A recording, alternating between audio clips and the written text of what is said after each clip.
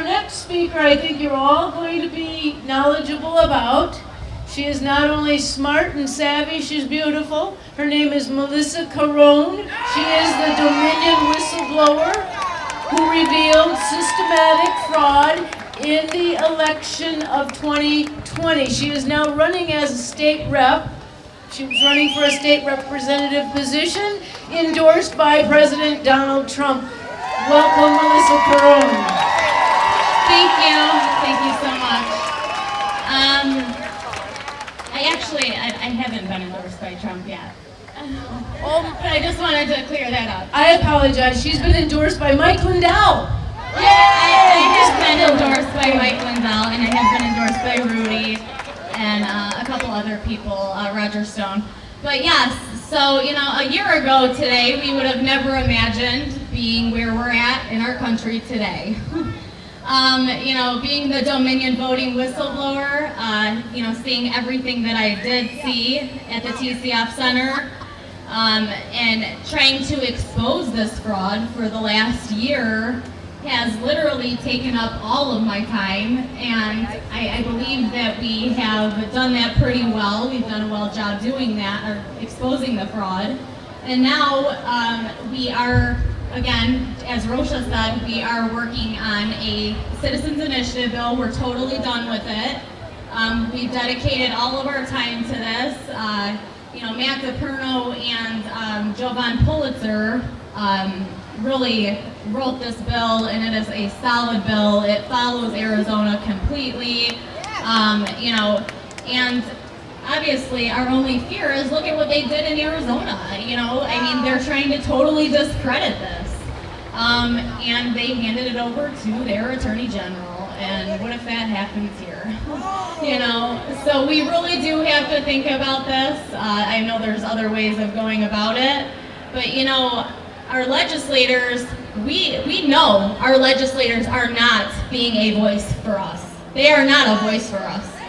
They are not on our side. We have a couple that are here that, thank God, they are on our side, but the rest of them, they gotta go. They're not helping us. They have to go. It's time to elect everyday, normal people. And the people that actually care, and that are going to make changes. That's me. That'll be me. I will be a voice for all of you in my district. And I will always be honest with you guys, and I will always make sure that I am working for the people. And that's what they should be doing, but they're not, because they're all rhinos in there. And that's a problem. Now, another thing I just wanted to touch on is the huge issue that we have within our party. It seems like we fight more in our own party than we do with the opposite side. And this is it's a major problem. And, we have half of the party that won't admit that there was any fraud in the election. And then we have the other half that, knows that there was fraud, like you guys right here. And, so what are we going to do? I say they go to the other side. I say they get out of our party because they're doing us so much harm. These rhinos are doing us nothing but harm. But thank you so much. God bless you all. God bless America. And God bless President Trump for being the leader of the Republican Party and actually putting America first. Thank you. Thank you, Melissa. We're ahead of schedule, luckily. I want to first ask Melissa, no, come back, I've got a question for you. I want to ask you, do you remember what your answer was at that hearing when a representative said to you, well, if there is so much evidence of fraud, why isn't everybody coming up and saying something about it?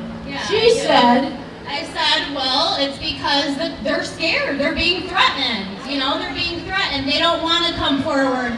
And, the Democrats, they ruin your lives. They ruin your lives. They put you all over the media. They try to make, you look like you're completely insane. They did it to me for months. They showed up at my house. You know, I couldn't find a job for months. It was terrible. So I mean, you sacrifice. You make these sacrifices to make sure that people know what happened. And I made that sacrifice, and I would do it again.